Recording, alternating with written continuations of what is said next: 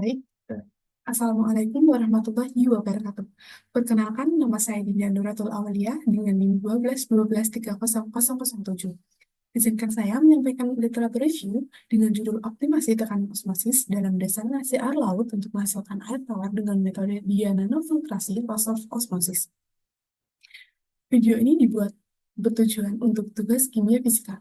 Di sini saya mendapatkan topik larutan, yang dimana salah satu materi dari larutan adalah tekanan osmosis.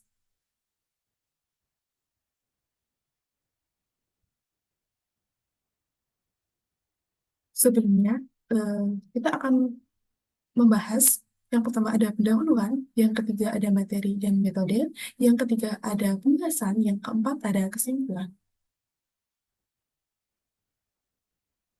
Awali dengan pendahuluan. Osmosis adalah peristiwa difusi atau perpindahan pelarut dari suatu larutan yang lebih encer ke pelarut murni dengan larutan yang lebih pekat melalui membran semi permeabel yang hanya dapat ditembus oleh pelarut tersebut. Tekanan osmotik adalah tekanan hidrostatik yang terbentuk dalam larutan yang lebih pekat saat osmosis terjadi. Reverse osmosis atau RO merupakan salah satu sistem dalam teknologi desalinasi yang sering dipergunakan untuk memenuhi persediaan air tawar pada kapal.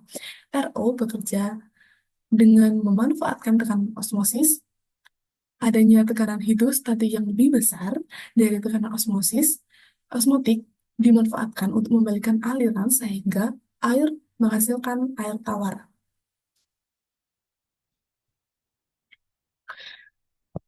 Karena perubahan iklim, meningkatnya populasi dan polusi, penipisan air tawar telah diperburuk di banyak wilayah di dunia. Pada tahun 2050, diperkirakan hingga 75% dari populasi dunia dapat menghadapi kelangkaan air yang parah. Dengan demikian, air desalinasi menjadi sumber pasokan air yang penting di negara-negara yang kekurangan air.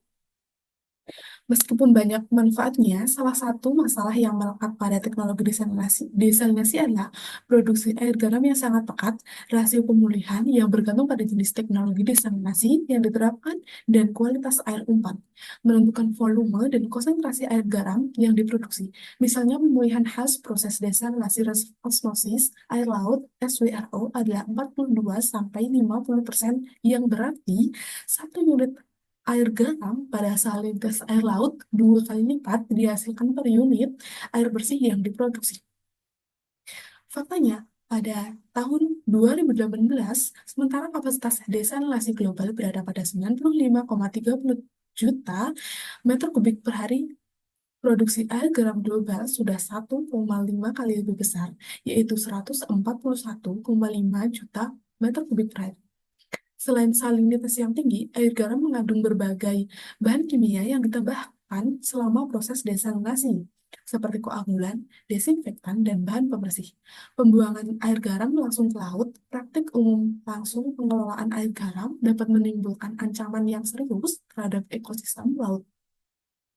Pengelolaan air garam yang lebih efisien sangat diharapkan untuk mengurangi dampak negatif desalinasi terhadap lingkungan. Secara khusus dipilih karena Secara khusus, nanofiltrasi dipilih karena efektivitasnya yang terkenal dalam desalinasi.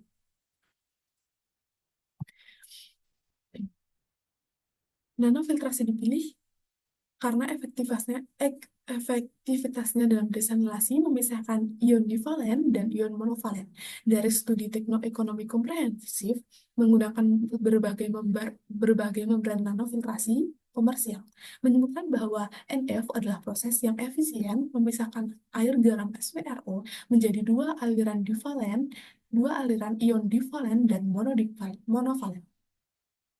Studi terbaru juga menunjukkan bagaimana RL semakin banyak digunakan dalam aplikasi pemulihan sumber daya. Misalnya mengintegrasikan NF ke dalam desain percontohan dengan RO dan konsentrasi air garam membran yang secara efektif memusatkan natrium dan magnesium dalam dua aliran berbeda pada 6,90 kWh per T.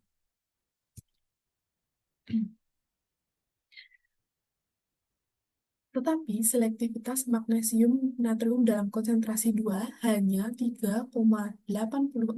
Dengan demikian, ada kebutuhan untuk meningkatkan kemampuan fraksinasi membran nanofiltrasi.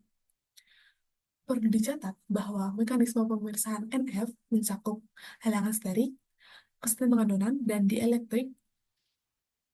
Dengan demikian, kinerja fraksinasi sangat terkait dengan sifat membran NF dan kimia larutan.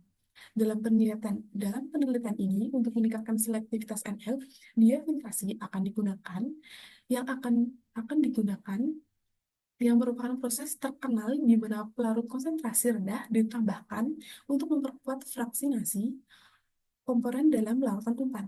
Secara tradisional, diafiltrasi menggunakan membran ultrafiltrasi digunakan untuk memisahkan senyawa organik besar atau untuk memurnikan produk makanan. Baru-baru ini, beberapa penelitian telah menggabungkan diafiltrasi ke dalam proses nanofiltrasi, yaitu diafiltrasi, nanofiltrasi, atau dia-nanofiltrasi. Untuk memaksimalkan kemampuan NF dalam memisahkan ion divalen dari monovalen dalam air laut, meskipun dia NF baru-baru ini diuji dengan air laut pada skala percontohan, itu untuk tujuan remineralisasi air minum. Dengan demikian, untuk memastikan desain dapat ditempatkan dan digabungkan ke dalam proses desalinasi yang ada, sistem DNF berkelanjutan akan digunakan dalam penelitian ini, ditambah dengan SWRO yang ada, yang menghasilkan air produk bersih, dan menyediakan pengencer salin tes rendah yang diperlukan dalam DNF, diafiltrasi nanofiltrasi rasa yang baru. Proses DNFRO diperkenalkan. Tujuan dari penelitian ini adalah untuk mengembangkan proses diafiltrasi nanofiltrasi rasa osmosis yang berpotensi mengelola air garam dalam desalinasi air laut pada tahap pra-pengolahan. Secara khusus, DNFRO bertujuan untuk mencapai tujuan ganda dari fraksinasi ion divalen monovalen dan produksi air bersih pada konsumsi energi yang kompetitif di bawah 6 kWh per meter kubik, yang merupakan SEC dari metode pengelolaan air garam berbasis RO. Dalam proses ini, magnesium dan natrium dipilih sebagai perwakilan untuk ion divalen dan monovalen dan dua aliran terfraksinasi masing-masing, karena mereka tidak hanya memiliki konsentrasi tinggi dalam air laut dan dapat diekstraksi secara ekonomis, tetapi mereka juga memanfaatkan kekuatan pemisahan ion nanofiltrasi.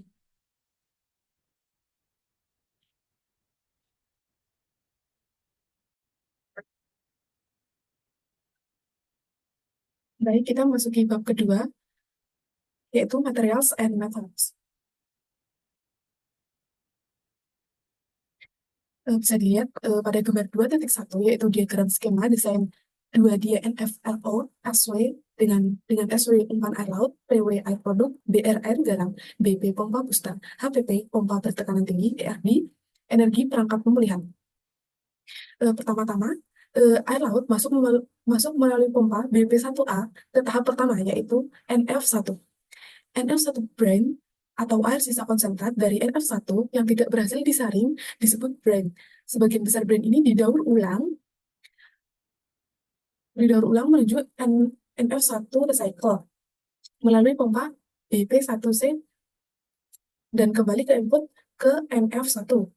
Air yang sudah melewati NF1 kemudian melewati pompa BP2A yang akan dibawa masuk ke NF2. Nah, dari NF2, air yang dihasilkan ini akan dialirkan ke tahap berikutnya, yaitu ke RO. Konsentrasi sisa dari NF2 brine yang dialirkan menuju pembuangan di BR, namun sebagian juga dibawa ke BP2C yang kemudian akan masuk ke NF2 kembali. Nah, tadi kan dari NF2 kita akan ke RO. Di sini dia akan melewati pompa HPP dan akan melewati RO. Air yang telah dimurnikan melalui proses RO dialirkan menjadi produk bersih ke PW atau produk kotor. RO brine, sisa dari RO, yaitu konsentrat brine, dialirkan ke pembuangan BR2 dan sebagian didaur ulang oleh RO recycle. Nah, EFD sendiri ini adalah perangkat pemulihan energi yang digunakan untuk memulihkan energi dari air limbah brine yang mengandung tekanan tinggi untuk membantu mengurangi konsumsi energi sistem. Next,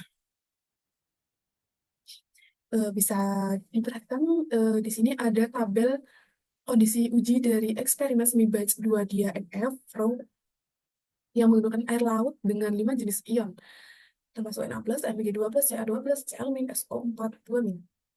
Konsentrasinya adalah 32,7 gram per liter, yang terdiri dari jenis 5 ion yang ini tadi, dengan volume 10 liter, dan tipe membran adalah NF270 dan SW30HR.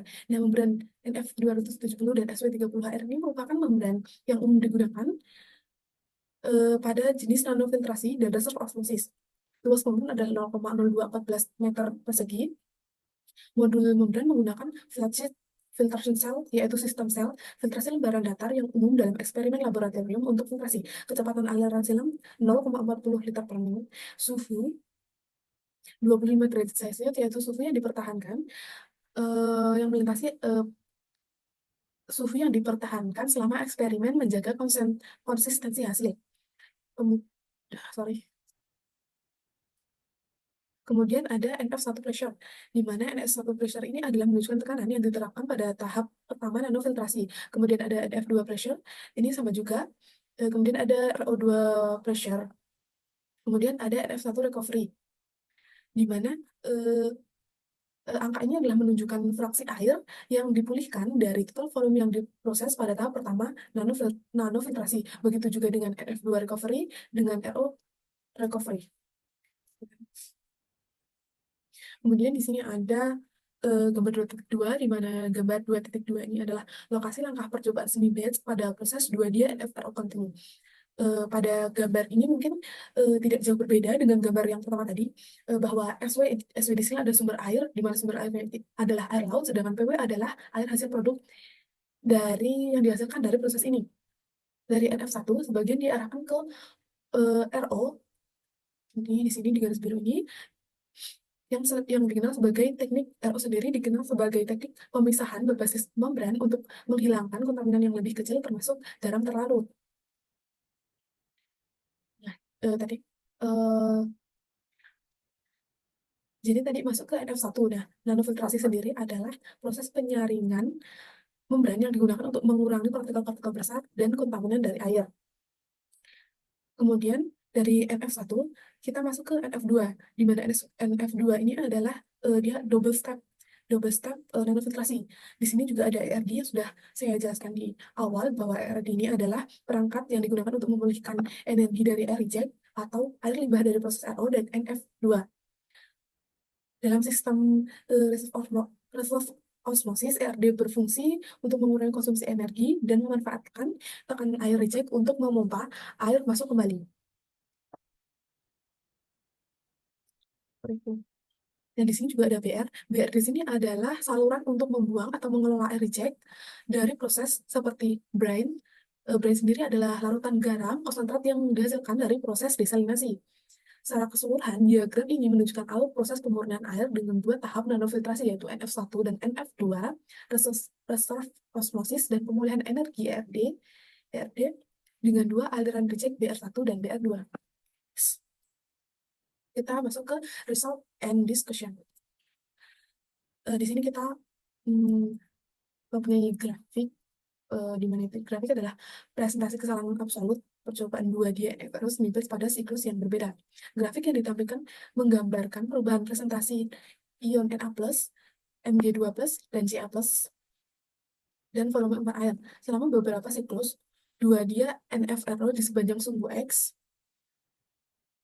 Asumsi average concentration dalam presentasi. Di sini adalah sumbu X, dengan sumbu Y-nya adalah di sini menunjukkan sumbu X menunjukkan, mohon maaf, saya berjelas kembali bahwa sumbu X di sini adalah 2 dia NFRO siklus, di mana sumbu X ini menunjukkan jumlah siklus, di mana di sini ada 4 siklus dari Na, Mg, Ca, dan volume. Sumbunya adalah AFC yang dalam persen menunjukkan konsentrasi ion relatif terhadap volume umpan dalam presentasi. Semakin rendah nilai AFC, semakin rendah konsentrasi ion yang tersisa dalam air umpan setelah proses. Garis biru dengan titik bulat efektif Na menunjukkan perubahan konsentrasi ion sodium Na.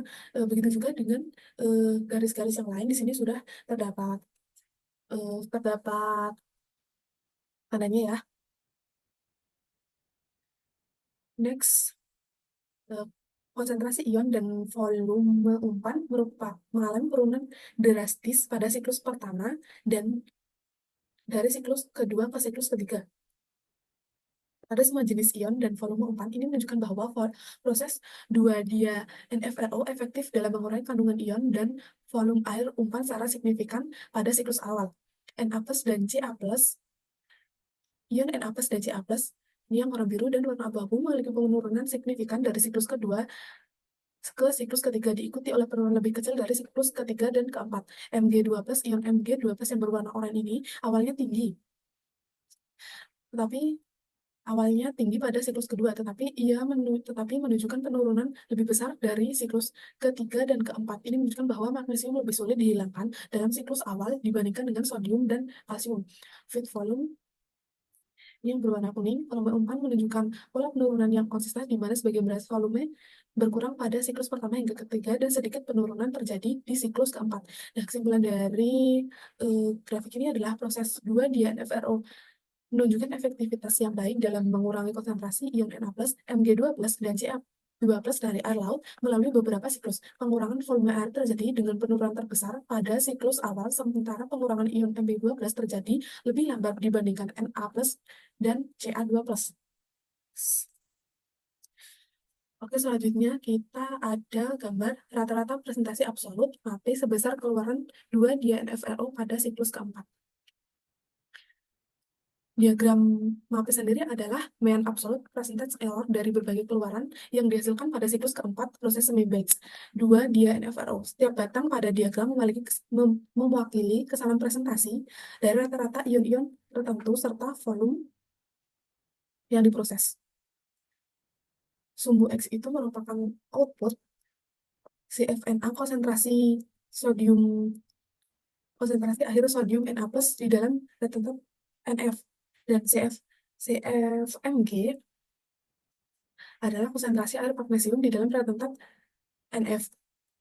Begitu juga dengan CFCA, SFMGNA adalah faktor selektivitas antara magnesium dan natrium.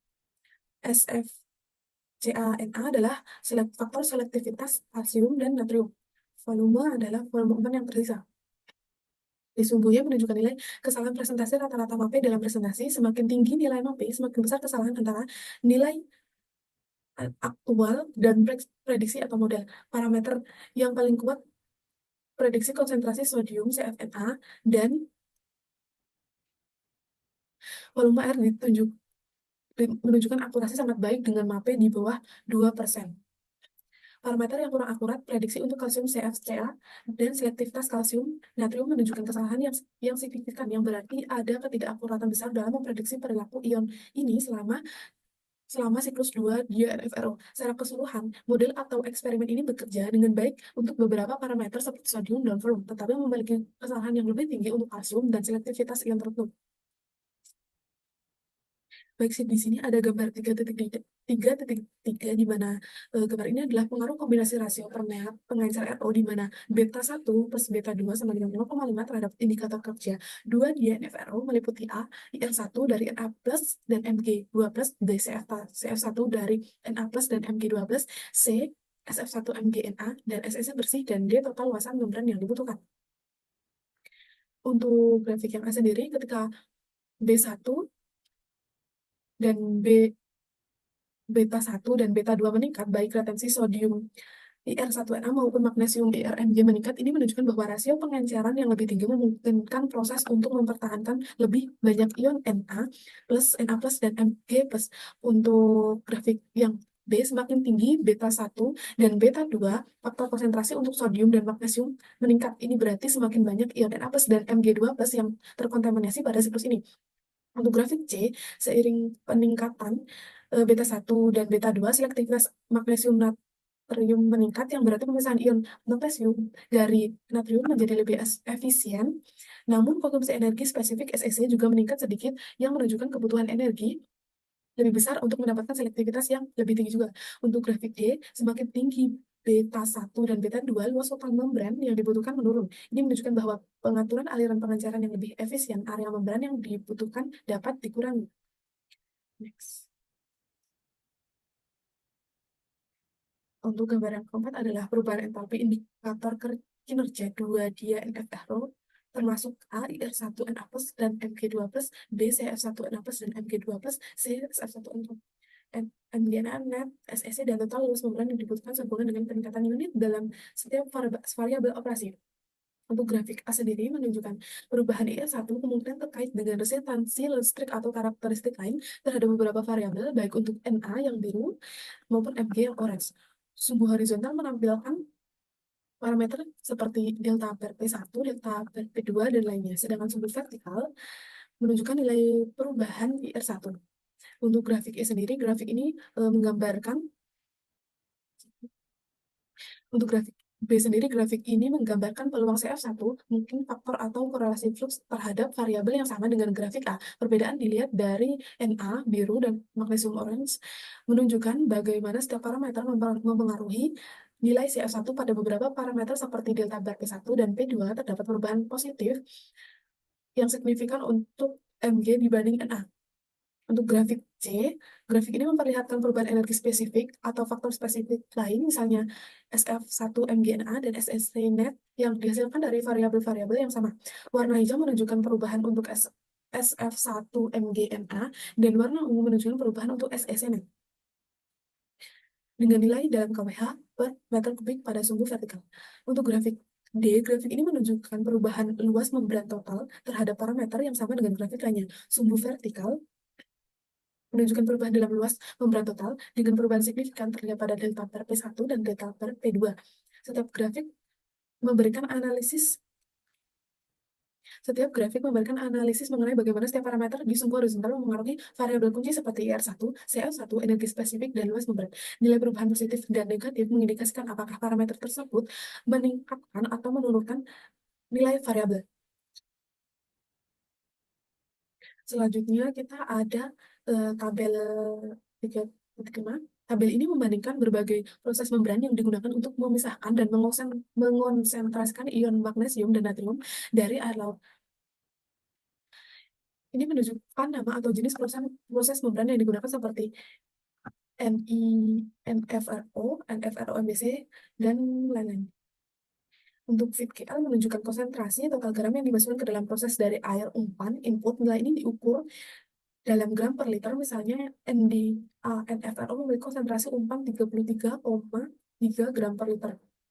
Untuk brine di sini ada menunjukkan konsentrasi garam dalam aliran limbah brine setelah proses diukur dalam gram per liter. Ini menunjukkan berapa banyak garam yang masih tersisa setelah pemisahan ion. Dan selanjutnya ada CF1 merupakan koefisien fraksionasi untuk ion natrium dan magnesium. Ini menggambarkan seberapa efektif proses ini dalam memisahkan kedua ini tersebut. Nilai yang lebih tinggi menunjukkan fraksionasi fraksionasi yang lebih baik untuk ion tersebut. Misalnya pada NFROMBC.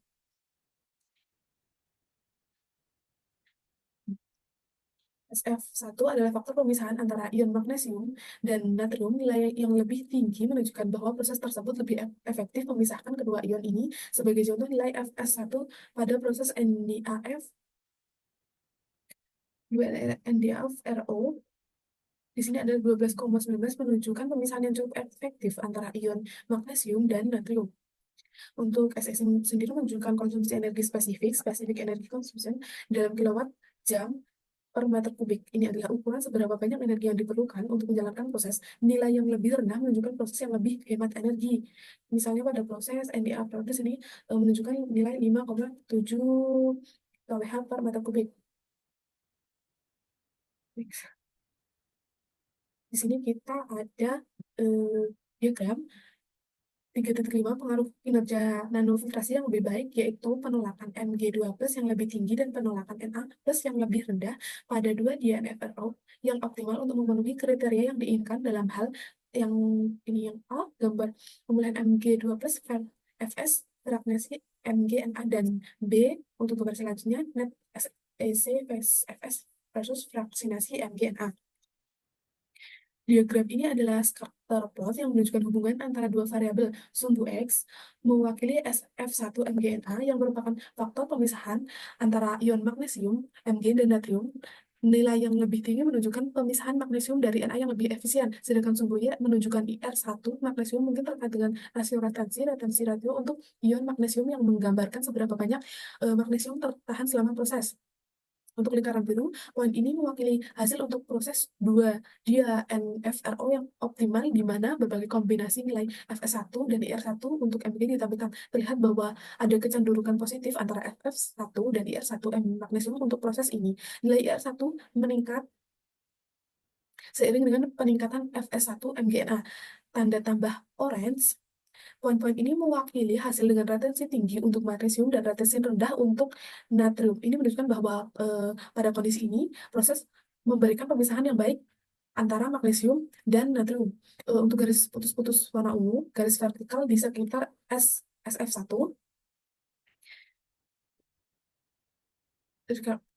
Ini menunjukkan sebesar 8 menandai batas yang menunjukkan pemisahan yang baik antara magnesium dan natrium. Nilai Fs1 yang lebih tinggi dari 8 dianggap diinginkan. Garis horizontal di sekitar IR1 sebesar 0,5 menandai batas yang menunjukkan ratio retensi magnesium yang cukup baik. Nilai IR1 magnesium di atas 0,5 juga dianggap diinginkan.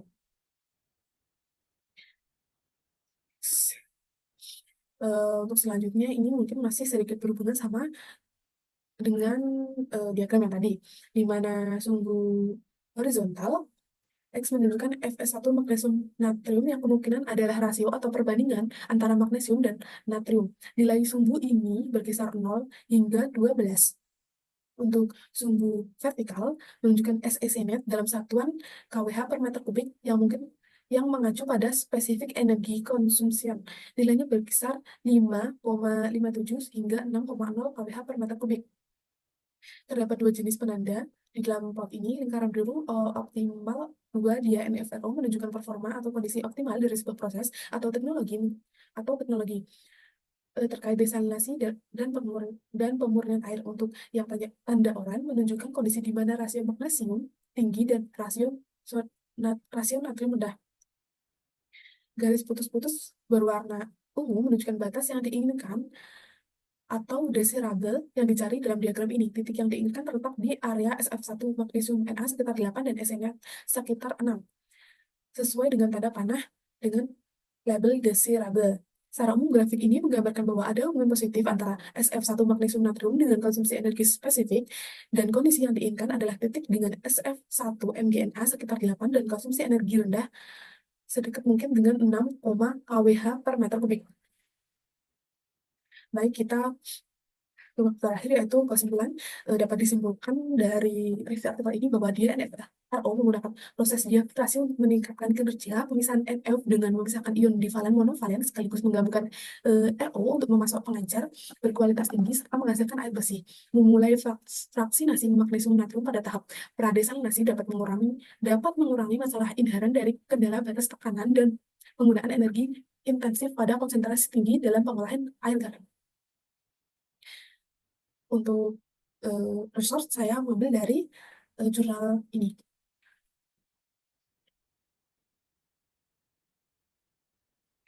Mungkin sekian yang dapat saya sampaikan. Kurang dan lebihnya saya mohon maaf.